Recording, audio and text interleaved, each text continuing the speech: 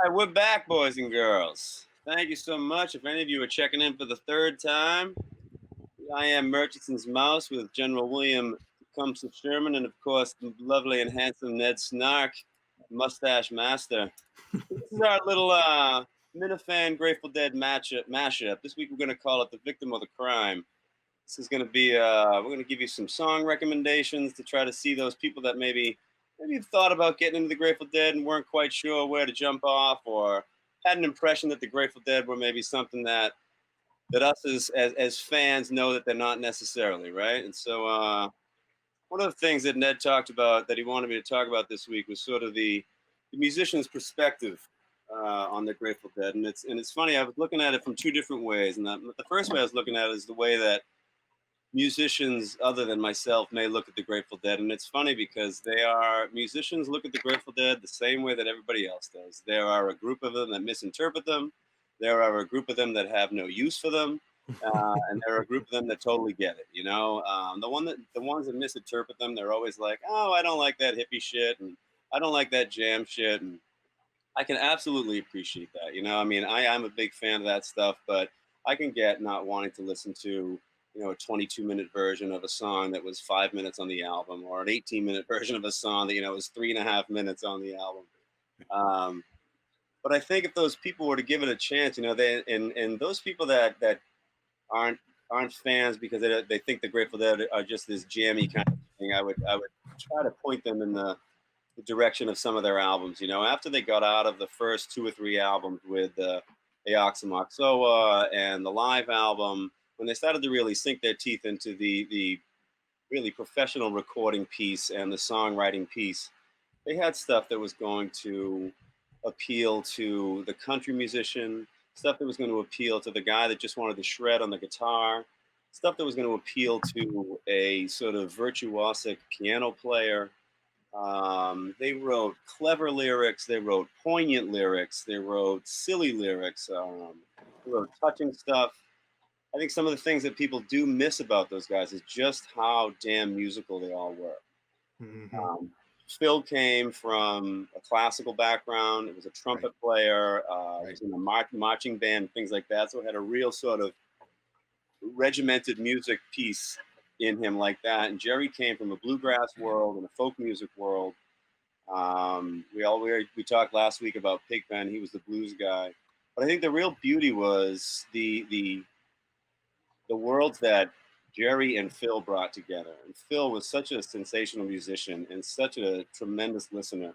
And he played the bass in a way that nobody else plays it. Guys, you typically will play bass and you play sequences that sort of come through every measure. One to doom, do do doom, do do doom, do do doom, do do doom, do do doom, do do doom. Phil would do things that like wouldn't repeat until 3 or 4 measures, and Jerry's just kind of snaking through that thing. And if you listen to it, Phil is doing that sort of bass player thing where it's just one rotation of things, but his rotations took, you know, 4 measures instead of 1 measure, and so it was sort of really sort of slinky and snaky and.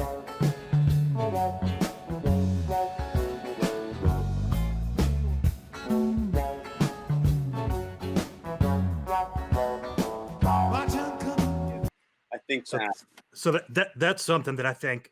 So if you listen to any of the really good recordings that are out there, you know, Cornell 77 that just came out a little while ago, and those are when you can really start, at least for me anyways, it's like, you know, you can obviously always hear Jerry up over the top, right? Always, you know, Jerry just screams out. Sometimes the keys are real loud in the mix.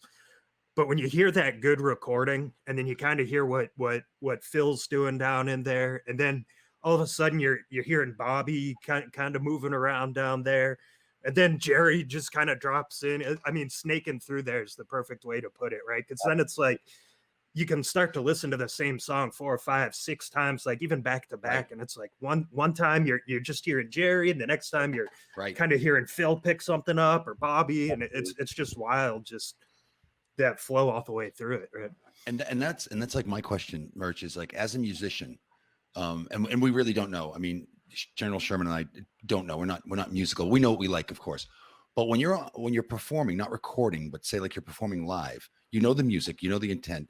They usually just agree to start in a certain key. But how does a band know when to go or what's working and what isn't working? How is that interplay? Is it a visual sign? I mean, is it an eye shot? It certainly could be a visual sign, but I typically, and this is always the way that I used to listen to the guys, they're always, when it's time to change or somebody wants to change the theme or something, Jerry just lays a little lick down and you're like, oh, listen to that. Okay.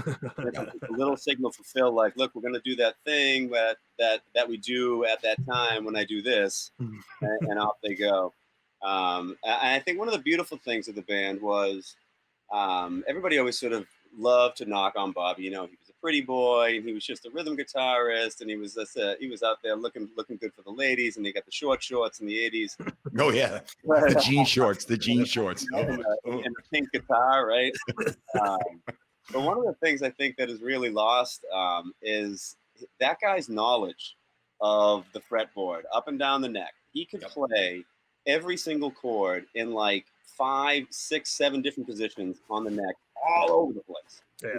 Everything he could play was super efficient. And the other thing was, he was willing to be a rhythm guitarist. He wasn't a rhythm guitarist that was sort of masquerading and wanting to be a lead guitarist and trying to stick himself in there all the time. He knew where his bread was buttered. He knew Jerry was the lead guy. And Bobby just became, one of the, top rhythm players that's ever played. He'd play night after night after night, just a billion notes a night. Right. And he was subtle, or he was clangy if he needed to be. He was loud when he needed to be, but his willingness, I think, to be a damn good rhythm player instead of always wishing that he wanted to be a lead player, which so many guitarists sort of fall into, was just such a vital part of the best. Very, very underappreciated, I think, during his time. Now I think he's much more appreciated. I think he is too. I think it's funny that Phil, in his book, recently talked about just how special that guy was as a rhythm player. Yeah. And the younger guys too, the younger musicians today, when they play with Bobby, because he's still very active. Yeah. They're amazed at how versatile and what a virtuoso he is. Yeah. My question though to you is, and again, without the musical education, right? The way I understand it is the percussion team sets the rhythm, sets the line, sets the tempo, right? Sure. So, and the Dead had, one of those rare bands that had 2 drummers. So they were setting that. And then the bass, in this case, Phil Lesh, he is also working off of that tempo, that rhythm, but he's taking it a little heavier, a little, when I say heavier, I mean, it's a string, not a percussion. Yeah. So it's a different sound.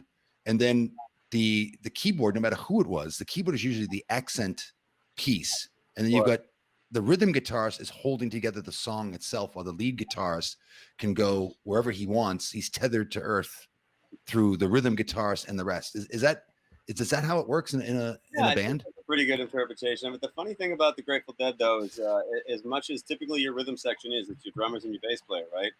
Phil was almost like a lead bass player. Yeah.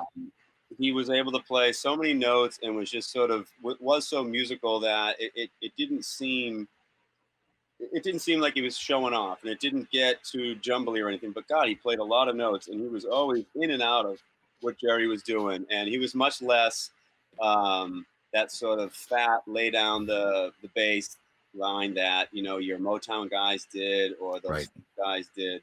He was much more out there on that sort of almost lead bass player thing.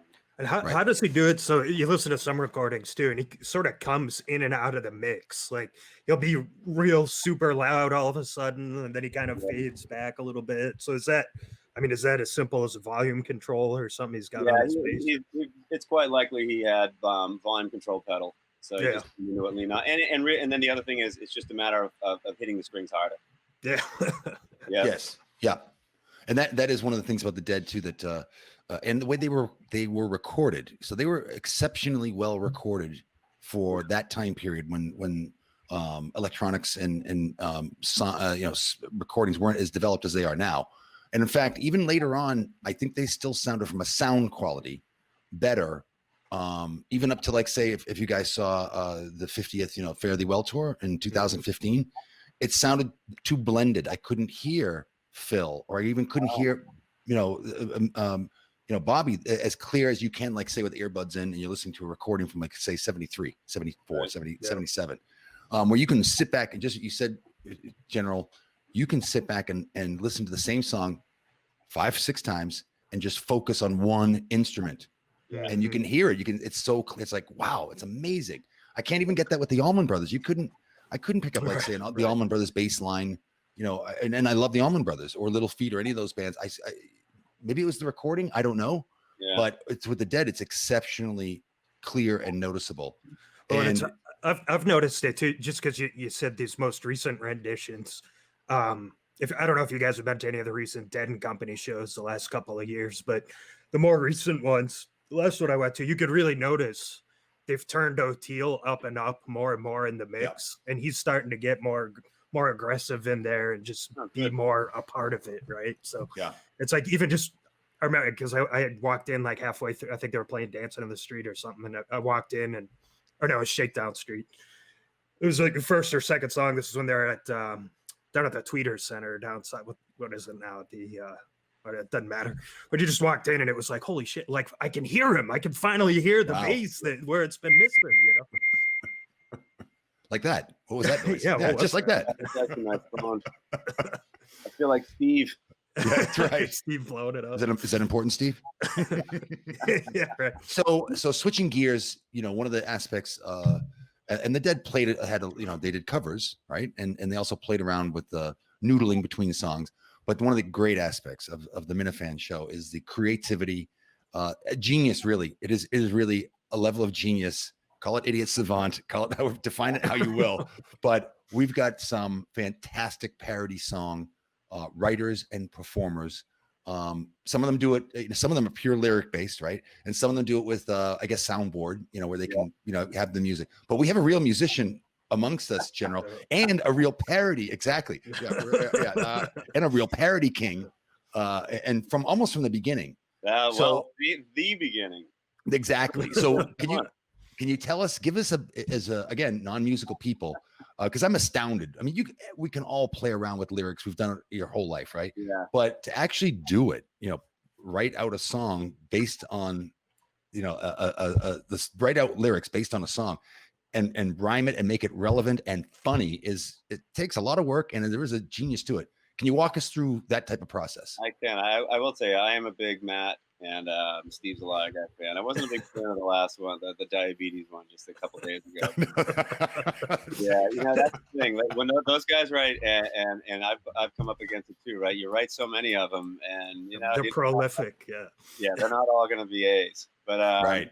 It all starts with the chorus for me, and that's the way the very first one started. I showed up at work and was listening to the podcast. It was after Bruce had dropped the Rhinestone Cowboy, and I don't know how it happened or why it happened, but as I was walking into work, I was whistling it, and then it just came to me like a podcast Jesus, and I was like, oh yeah, wow, that's pretty funny, that works. And I was like, oh, wait a minute. There you go. So then what I do at that point, it always stops with the chorus for me. It was like when you got in touch with me about the Dire Wolf one, it all came down to Steve Murdered Me. Right. The El Paso one was all about the Promised Land, same thing. It always starts with the chorus, and I build out from there. But what I do generally at that point is start taking notes and think about the references that I want to hit. And I had like Murchison's Mouse Click and the Black Suburban and Tripping Off and Being Followed and Walking on the Train Tracks. And so then what I'll do is I'll print the lyrics for the song for Rhinestone Cowboy, and then take my notes sort of right next to it, line by line by line, and try to go where the syllables are all matched up. And that the syllabication is super important to me. Right. Yeah, I love for it to be almost exactly the way that it flowed in the song, instead of trying to kind of shoehorn and get to jumble up your words to fit them in there. But yeah, it always starts with the chorus for me, and then I take notes on references. I have a folder in my phone with Minihane references. That's awesome. And I'll pick and choose certain ones that I want to add in there. You're like Robert Hunter. Hang on, that's pretty. I'm gonna drop that in here. That looks good. You know. Instead of having my own sort of handwritten notes, I now have my digital notes in my phone. Kirk's Death Wish List is the most impressive, probably, parody song out there. Just you talk about matching up the syllables, and it's like I can hardly say it just because I know it's It's funny Amazing. that one. I actually put up bloopers on that one after I released it the first time because I would be like, blah, blah, blah, blah, blah, fuck, blah, blah, Right. and I'd back and back because I did want to get it all in one take. But the eventually I did it with a buddy, and we did the whole band thing to it, and so that makes it a little bit easier. I can stand there with my lyrics in front of me. But yeah, I give Kirk's Death Wish pool guy credit for that.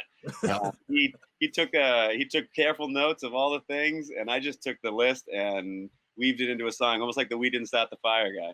Right. That's awesome. right. And that's the thing too, is that separates you a little bit, at least as far as I know, from the rest of the pack. Is you got your own band, you've got your own, your own instruments, and then you have that whole production, that whole video a couple of weeks ago, which was spectacular. Oh yeah, the And video so there's a whole plus the live numbers you put and the on live there, numbers, you know. correct. Thank you. So you actually kick it to the next level. Not that, and it's not diminishing what they do. I just think it's elevating what you do from the creative aspect of it. Thank And you. then what you do a take, you lay it down. Okay, then what? Let's do another one. So Let's get it better. So yeah, when we did Kirk's Death Wish list, there must have been probably 10 or 12 different tracks. We had 3 hand clap tracks, and we had the acoustic track, the electric track. We had the tambourine track, the drum set. So I play the drums. I actually grew up as a drummer, and so I lay down the drum track first, and then I get out and play the guitar track. And it was the same thing with Dia Robinson, actually. Dia Robinson is one of our favorite recordings that we've ever done. There must have been 12 separate tracks on that thing, and it was such a laugh to do. And then we had such a blast making the video where I was pretending to kill my buddy. And well, I have to say that one, and I'm not good at these, right? But and they don't make them anymore. But this duo that was doing parody songs back in the fall, almost coming up on a year ago, and they did "Under the Sea," the Little Mermaid song. Yeah. And they did it like 3 days after Steve told the story of it. And so first I'm pissing myself, laughing, crying so hard because it was a great production. Every song, every word was rung true. And the fact is they did it to the Little Mermaid. Oh, I know.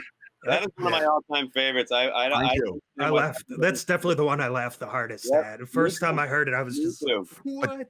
But that got me to thinking, and then later on tying it to you, since you do your own work, was like, after I heard it like a million times, and a week later, I'm thinking like, actually, that works to Direwolf. Don't murder me. Yeah. And so I was and I was trying to play with it myself, and I'm like, no, I can't make, like you said, I can't make it fit without it sounding awkward or broken or garbled.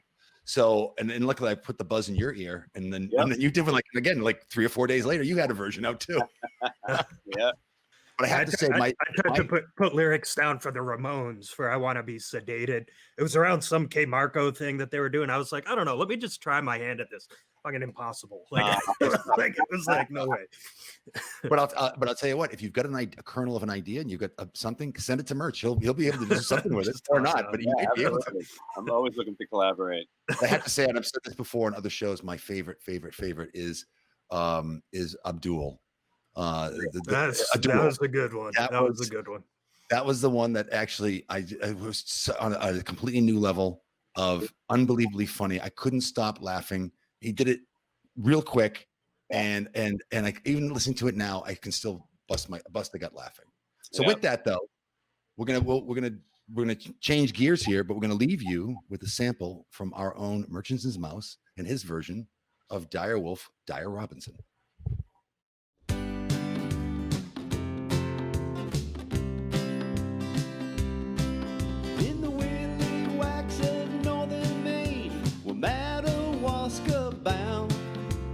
Long Lake was so hot and cold, it froze 10 feet deep. We found, don't murder me, I beg of Steve, don't murder me, please don't murder me. I sat down to my supper, was a couple of snappers and beans. Got high with Mike, I drank with Ned Snark. That's the last they saw of me. Don't murder me, I beg of Steve, don't murder me, please don't murder me. When I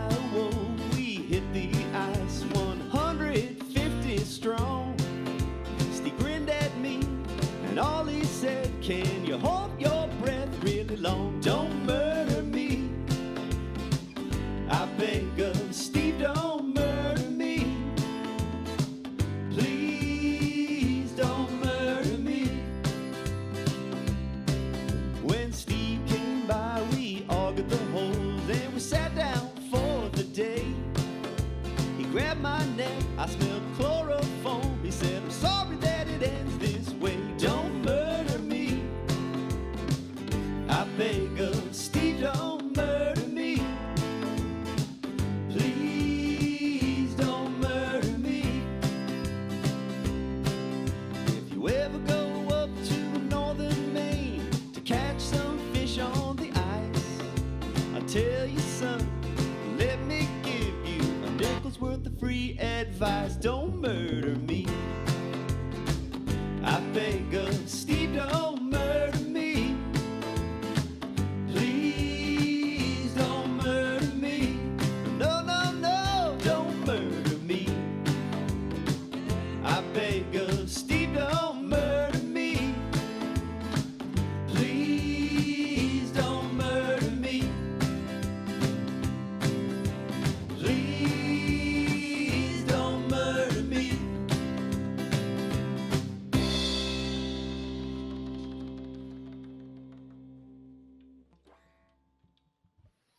All right, so we're back with our second installment of this broadcast. Thanks for watching. We appreciate being sponsored and being not sponsored, not yet, but being put up on the Kirk Minihane Show Network on YouTube. Thank you very much, Kirk. All our best to Blind Mike, by the way. Just a shout out there. Absolutely. Oh my God, yeah, absolutely. Oh shit. So the title of this episode is "Victim of the Crime," which relates to a song off of the Built to Last album. It's a Bob song, and we're trying to be cute and clever, but basically what we want to talk about here is the media and Kirk and the media and the Dead, and how just one nugget of them, both Kirk and the Dead, can become like the tell-all, the description forever. So say what you want about Kirk and say what you want about the Dead, because we're talking about two now completely different things. It's not much, in this regard, there's not much similarity, but we have to understand it's been frustrating for those of us who have been lifelong Deadheads that whenever you had an interview with the Grateful Dead, whoever was interviewing, it could have been Tom Snyder, it could have been any of the MTV hosts, they come out with their first description is, psychedelic rock band, the Grateful Dead, or longtime hippie band, the Grateful Dead. And that always bothered the hell out of me because, as Merch said in the previous segment, the Dead's music is really for everyone, and you're actually trying to just bottleneck them into just one little aspect of what they did, which was very early on too, by the way. So what do you guys think? I mean, is that fair? Is it unfair? Is it just because of the nature of the 30-minute or 30-second interview? I don't know. So I've got mixed thoughts on it, and I'll start off with Kirk a little bit, and this gets a little personal for me because so I started going to a therapist probably about 3-4 months ago, partly because of the show and just the talk of mental health and watching some of the stuff Mike went through. And oh, that's good. I thought the show drove me. Okay, good. If you ask my wife, she might say that. So it was really like this super positive experience for me, right? And I just felt like, where you just have people being so open and honest about whatever the issue is, right? Whether it's mental health or whatever it is. But I try to explain that to people, right? Like I go to my therapist, I'm like, yeah, so I listen to the, big part of the reason I actually got on the phone and called you and I'm here is because of this show. And I could just picture him like Googling it, and it's like Kirk Minihane calls Aaron Andrews a bitch, is probably the first thing that he sees, right? It's like, well, yeah, but that's probably deserved a little bit too, right? So that's where it gets hard. It's like there's this huge, important community and message and all the stuff that's positive that goes along with it. But, this day and age, social media, you say something, gets headlines, and it's tough to change that image, right? Yep. Yeah, it is, and like you said, it's probably deserved because, yeah, and even he himself admits it, right? Like, yeah, I said it was stupid, I shouldn't have said it, I wish I hadn't, it was idiotic. But, I mean, what are you going to do? But now, with the Google search, it's going to be, probably the first hit for the rest of eternity. Although Featherston changed that, because I've done that, and remember, he wrote that, like, op-ed piece in I forget where he got it published, when Kirk went out on the first mental health leave here at Barstool. So he wrote a little thing about just how positive his impact has been. So now that's the new first one that pops up is Featherston, which is awesome. Oh, that is good. Yeah. Yeah, and maybe it might be deserved. And Kirk would probably even admit that's going to be like, written on his tombstone, as we say, right? Yeah. But is it really fair? I mean, he said it. The other one that you'll see is they'll say, a host, Jim Browdy, when he interviews him or whoever interviews him will say, Kirk Minihane hosts a shock jock. Yeah. And it really isn't. I mean, he does. What's sad, maybe it's a reflection of our society, but what's sad is if it's kind of reasoned and rational opinion, it's middle of the road, and that's now a controversy. Yep. So Yeah, he also, you can't pin him down. So it does bother me that he comes out as, they'll describe him as, that's just what you said, like, the Aaron Andrews thing, or what was the other one? She'd be a waitress at Perkins.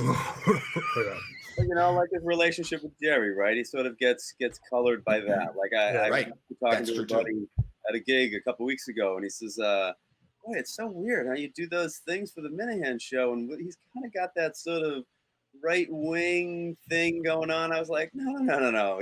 I said, I'm not going to defend the guy or anything, but like right-wing couldn't be anything further from the truth. He's like, oh, all right, yeah, I guess that's right. It was probably more Callahan, wasn't it? Yeah, right. That's the way everybody feels, and so that's that misinterpretation. He gets that, and then you can't. Then you try to defend him, or you try to explain why he's not, and you sound like a sycophant, and you just sort of Correct. Well, and it's the same on the flip side too, to a degree, right? I mean, just last week we were talking about, you can go through the Dead, listen to their catalog, listen to their live recordings, and you get the heroin years and the cocaine years. So it's kind of hard to say, the drugs, that's just a little bit on the side, but where it gets kind of over the top is where it's people see Deadheads and they just think it's like these depraved lunatics, like drug addicts, like.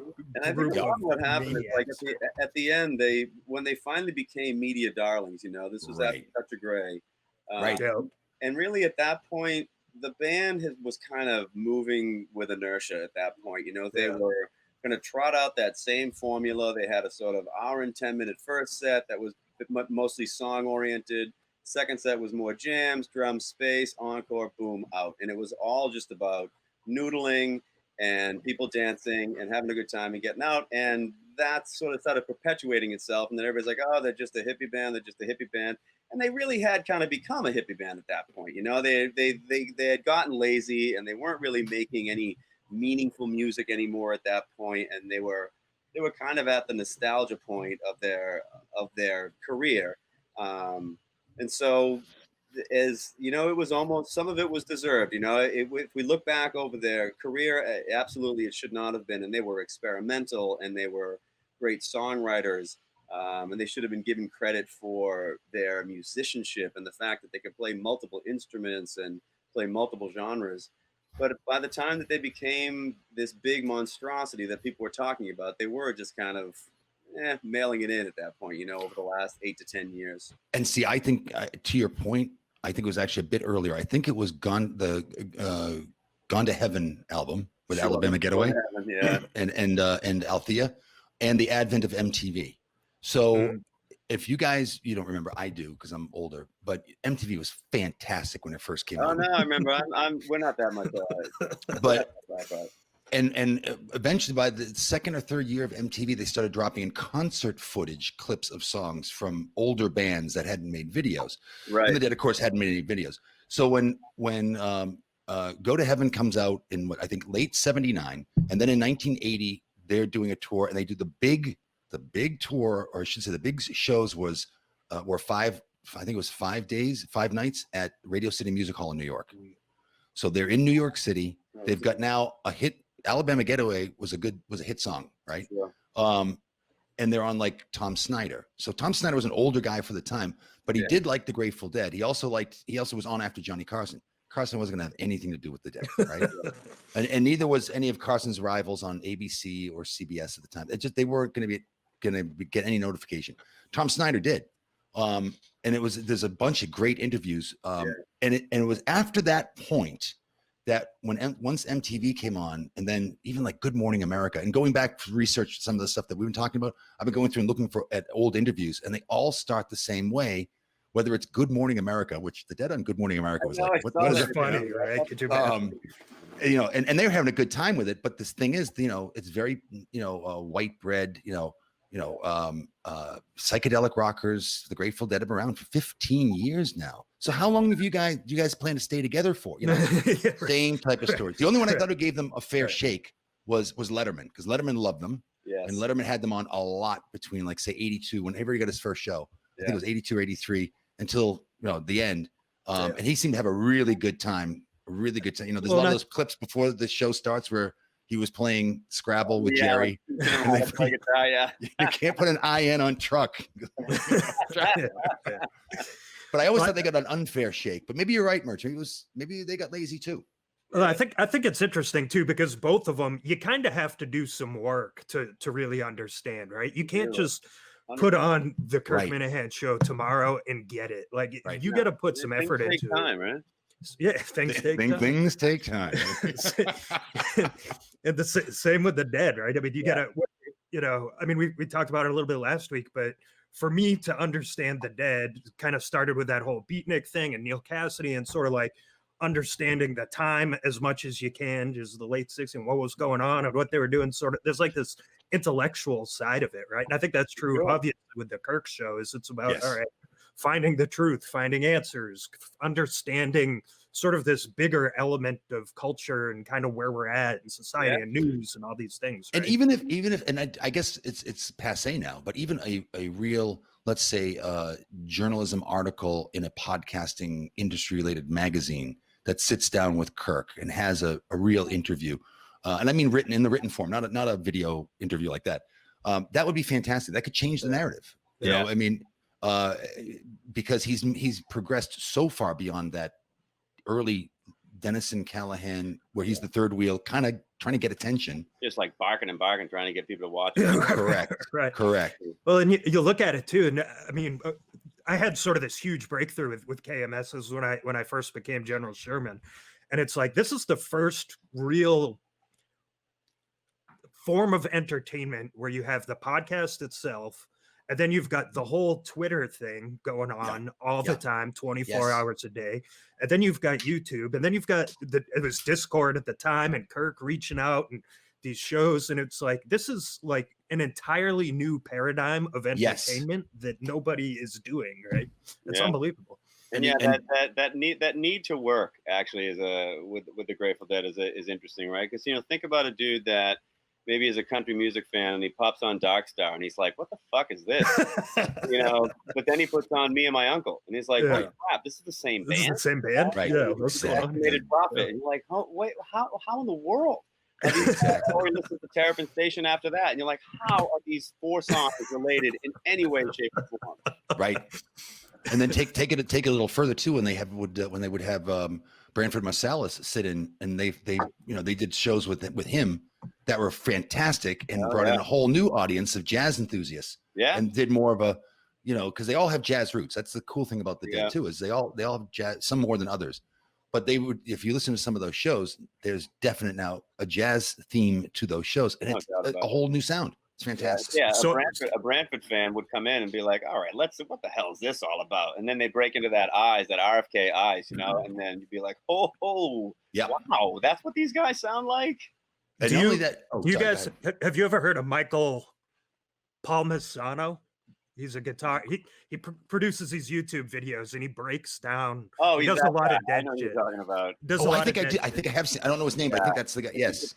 Reacts or something like that. Yes. Yeah. So he did one on Estimated Profit, and he's breaking it down. And I just love watching this because it's like he's explaining to you the actual music, what's going on, and he's not like. He doesn't do a super great job of communicating it, but you're actually watching his head explode. His reaction. In real time. Like you're watching this guy's head get blown. That is such a great moment. Awesome. You can see it coming over. It's like, wait, what?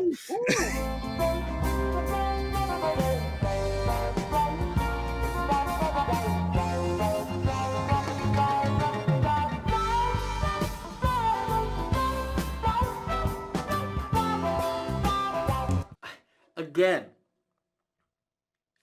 Ah, it's so good. Phil, man. Okay, so just like they said, It sounds crazy, and it works. Yes.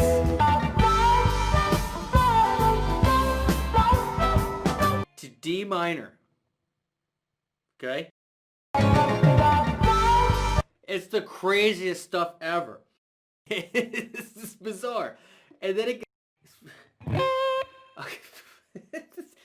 that might be the best groove in 7 I've ever heard. You know, I mean, like, what was that? It's like, again, what a wild track. I mean, So this is what I'm thinking. This week. We've been getting DMs. I think we all been getting sort of different information from different people. But I think what we'd love to try to do with this show is to try to introduce people to the band. And it is not just the 20-minute wank fest that some of you guys think it is, and it's not just the psychedelic excursion and these outlandish sort of jams that everybody thinks it is. And so this is what I'm going to do. I would love to recommend. You know what? I'll let you guys go first. So That was a tease. You guys- I'm going to recommend. No, you guys go first. This is what I want you to do, Sherm and Ned. I want you to pick a fan, right? Like a rock and roll fan, it's a pop music fan, a country music fan, whoever it is, and tell me that song that person should listen to. Sure. I already know what I'm going to do. I can pick one. Go ahead. Sure. You want to go ahead? Do you have one? Give me 2 seconds. You go All right. first. Go ahead, man. So a pure rock and roll fan and the Dead do a number of covers and they make them their own. One of my favorites is Promised Land, which is I didn't know about Chuck Berry's version of this song. I only knew the Dead's version. So it was only, even though it is definitely a stupid, again, not being musical, didn't pick up the Chuck Berry beat, but I've heard it so many times by the Dead. I was surprised, like I want to say 10 years ago when I said, holy shit, it's Chuck Berry. Because I've never heard Chuck Berry play that song. Maybe I can find it now on YouTube. It is funny though. My parents asked me about that. My band covers it, and I introduced it as a Chuck Berry tune. And my parents came up to me, and my parents are 80, and so they grew up with Chuck Berry, and they were like, "That's a Chuck Berry song." Right. Yeah. So if you like pure balls out rock and roll, check out any version of. I don't think it's on any studio recording, but check out any live recording of "Promised Land" by the Grateful Dead. They usually open their shows for a stretch in the 70s with Promised Land. That's true. So I'll go with Me and My Uncle, Bobby's song for the country western fan. Yeah. So that's just a good sort of, I think it was in this most recent Amazon flick. There's a line that stood out to me where they said, the Dead really write music about this America that never existed. And it's kind of got all these like old, kind of folksy sort of undertones. Perfect example there. Just hit it. Easy listen. Awesome song. Can't recommend it enough. Yeah, I'm gonna stay with the same genre, right? If you're a country music fan, if you're a Johnny Cash fan, a Willie Nelson fan, Chris Christopherson, stuff like that, absolutely, me and Mike are gonna love it. But one song that I always go back to, and really even the whole Working Man's Dead album with Dire Wolf and Uncle John's, but I always go back to Cumberland Blues. Yeah, that song is just tight and quick, 3.5 minutes, and it is just a country song that just hits from beginning to end. It's three different. It's 3 different songs, really. It's a bluegrass section of that song. It is a fantastic song. Yeah. And again, they're breaking down that album because it's 50th anniversary. There's a podcast out there. The Deadcast did a 20-minute, actually an hour-long podcast on Cumberland Blues. Oh, you're kidding? You should check it out. It's great. Awesome. I'll send you the link. I'll put the link down. It's fantastic. Absolutely. Yeah, we're gonna leave you all with that tonight, boys and girls. So thanks for checking in. Yep. On behalf of Ned Snark and General William Sherman, and thank you to Kirk Minihane Network, and thank you, intern Justin. Yes. Justin's Mouse. We'll see you next time, boys and girls. Thank you. Thank you all.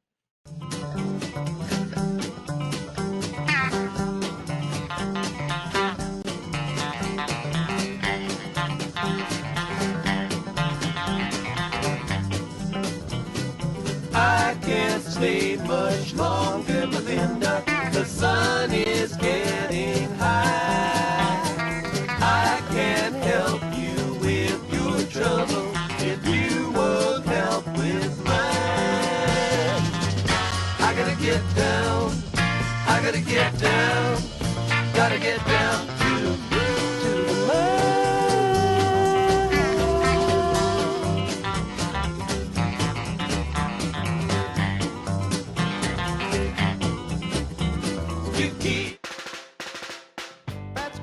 starts with a little slight.